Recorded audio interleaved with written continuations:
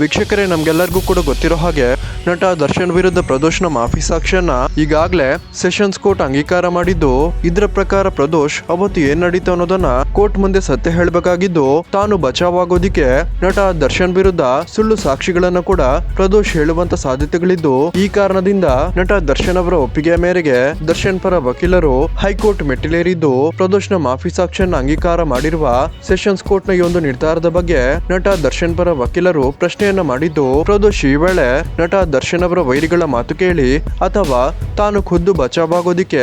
ದರ್ಶನ್ ವಿರುದ್ಧ ಸುಳ್ಳು ಸಾಕ್ಷಿಗಳನ್ನ ಹೇಳುವಂತ ಸಾಧ್ಯತೆಗಳಿದ್ದು, ಈ ಕಾರಣದಿಂದ ಪ್ರದೋಷ್ನ ಮಾಫಿ ಸಾಕ್ಷ್ಯನ್ನ ರದ್ದುಗೊಳಿಸಬೇಕು ಅಂತ